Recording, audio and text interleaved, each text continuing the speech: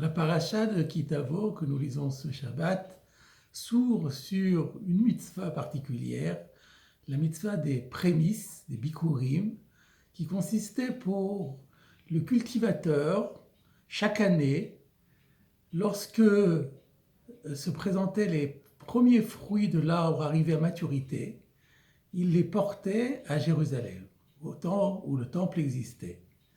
Cette mitzvah nous paraît sympathique et pastorale, mais d'après les maîtres du Midrash, il s'agit d'une mitzvah primordiale. Le Midrash dans Bereshit enseigne que c'est pour cette mitzvah que le monde a été créé. Et le Sifri dans notre paracha nous dit que c'est pour cette mitzvah que la terre d'Israël a été donnée à nos ancêtres. Il est donc indispensable de comprendre quelle est la signification profonde de cette mitzvah qui lui confère une telle importance. Le prix tzaddik, Rabbi Tzadok HaKohen de Lublin, quant à lui, soulève deux questions sur le cérémonial qui est décrit dans notre paracha. Tout d'abord, le porteur de prémices, quand il s'adresse au Kohen, fait une déclaration dans laquelle il dit « Je déclare aujourd'hui que je suis arrivé dans la terre qui nous a été promise par Akadosh Baruch Hu. » À quoi bon faire une déclaration d'une évidence absolue, une véritable lapalissade? Et pourquoi rajouter aujourd'hui, c'est-à-dire en ce jour d'offrande des Bikurim, je me dois de rappeler cette évidence. Par ailleurs, dans la deuxième partie du cérémonial, la personne qui offre ces Bikurim est amenée à réciter un texte dans lequel il énumère un certain nombre de faveurs et de bontés dont nous sommes redevables dans notre histoire à Kadosh Baruch Hu. Et c'est un texte que nous connaissons bien parce qu'il est décrit, il est rapporté dans la Haggadah de Pessah, et qui commence par les mots « Arami Oved Avi », l'araméen a voulu détruire mon père, allusion à Lavan qui a voulu tuer son gendre, Yaakov, et finalement a échoué dans son plan. Le prix tzaddik s'étonne et fait remarquer que à aucun moment de nos textes, à aucun autre texte où on fait référence aux faveurs dont nous sommes redevables à Dieu, et il y en a de nombreux, à aucun moment on ne prend cet exemple, cette illustration de la vanne.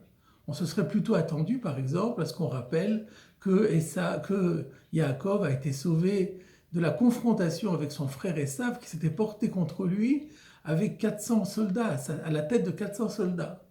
Pourquoi c'est à la vanne qu'ici, spécialement, on fait allusion? Eh bien, le prix tzaddik nous explique que la relation que nous entretenons aujourd'hui avec Akadosh Baruch Hu, avec le Saint béni soit-il, elle est fondée avant tout sur la relation qui avait été instaurée par Avraham Avinu, notre patriarche. Celui-ci désigne Akadosh Baruch Hu dans Chayei Sarah par l'expression Elokei Hashamayim ve'Elokei Haaretz. Dieu est le Dieu du ciel et le Dieu de la terre. La signification profonde de cette phrase, c'est que Dieu est omniprésent.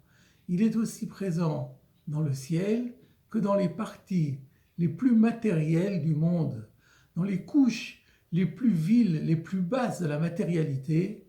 Dieu est présent également. Et Avraham Avinu a fait de cette vision l'objectif de sa vie. Et il a voulu faire en sorte que cette reconnaissance de la sainteté inhérente et sous-jacente à la terre soit reconnue par l'ensemble des générations qui viendraient tout au cours de l'histoire de l'humanité. C'est pour cette raison qu'à un moment donné, lorsque Dieu lui promet de le récompenser, Abraham dit à Dieu, mais mon Dieu, qu'est-ce que tu pourrais me donner alors que je vais sans descendance? Si je n'ai pas de descendance, qui est-ce qui fera le travail? Qui sera mon successeur? Je n'ai pas confiance en mon serviteur Eliezer. Et lorsque Dieu va lui dire, eh ben, tu vas avoir des enfants, il a été rasséréné. Mais ensuite, lorsque Dieu va lui dire « Et je donnerai cette terre d'Israël à tes descendants », alors Abraham demande « Mais comment saurais-je que je pourrais prendre possession de cette terre ?» Le sens profond de cette question est « Mais pour Mériter la terre, cela signifie que cette terre d'Israël, qui est la sainteté même, sera reconnue par tous les descendants. Mais qui va me garantir que mes descendants seront fidèles à cette tâche? Comment être sûr de quelque chose qui dépend finalement du libre arbitre? Et alors Dieu lui répond par l'alliance des morceaux. Et les morceaux, on sait très bien, la Brit Ben Abetarim, d'après le Midrash, dans lequel Dieu annonce l'exil, le prochain exil en Égypte. D'après les maîtres du Midrash, il n'a pas seulement annoncé l'exil en Égypte, mais les 4 exils qu'Israël devra connaître tout au long de son histoire, suggérant et dévoilant à Avraham Avinu que ce qui permettrait de garantir la fidélité du peuple d'Israël, ce sont les épreuves de l'exil, par leur caractère éprouvant mais purificateur, et que cela c'était la garantie que Avraham Avinu arriverait à réaliser son objectif. Et alors nous sommes prêts à comprendre maintenant la signification profonde des Bikurim. Nous avons les uns et les autres comme objectif dans la vie de gagner notre vie et d'accumuler autant de richesses que possible dans la partie profane de notre vie, et avec le risque, lorsque nous connaissons le succès, de nous imputer cette réussite à notre savoir-faire, à notre talent, en occultant totalement la présence divine et la force de la providence qui, elle, est en réalité responsable de ce succès. Et à l'époque de l'Antiquité, la source principale de richesse, c'était le travail de la terre, le travail agricole. Et lorsque le cultivateur voyait apparaître ses premiers fruits sur l'arbre, c'était pour lui le signe annonciateur d'une réussite matérielle, d'une année faste. Et c'est à ce moment précis où il a tant de considérations terre à terre qu'il lui est demandé d'abandonner tout cela, de partir à Jérusalem, au temple de Jérusalem, et de se présenter devant le Kohen. Et là, nous comprenons le sens de sa déclaration. Je déclare aujourd'hui que je suis arrivé en Israël. Cela veut dire, je comprends aujourd'hui que c'est par le mérite de cette mitzvah, la signification de cette mitzvah, que l'objectif du don de la terre d'Israël à nos ancêtres ou à nous-mêmes a été accompli. Car cet objectif était de nous faire sentir physiquement en permanence la présence divine. Et par cette mitzvah, où je reconnais que ces fruits ne sont pas dus à mon travail uniquement, mais plutôt essentiellement à l'intervention divine, c'est comme cela que je légitime le don de la terre d'Israël. Et maintenant, je comprends pourquoi la terre d'Israël nous a été donnée.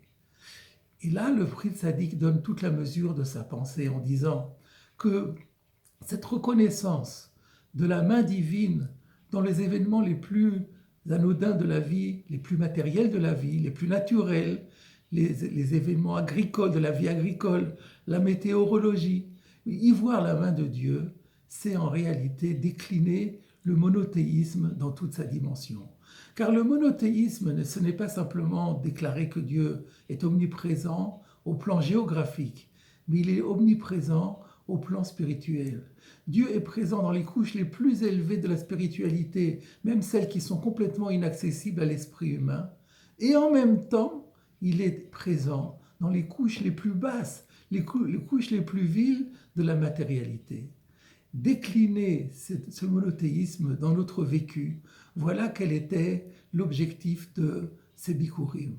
Et si on fait référence à Lavan, c'est justement parce que Lavan a voulu casser ce monothéisme de Jacob, a voulu le détruire en démontrant, lui qui était le roi des fourbes, le spécialiste de la fourberie, a voulu accuser Yaakov, qui est le paradigme de la vérité, de la loyauté, de la sincérité, en disant qu'il était un fourbe et qu'il était déloyal.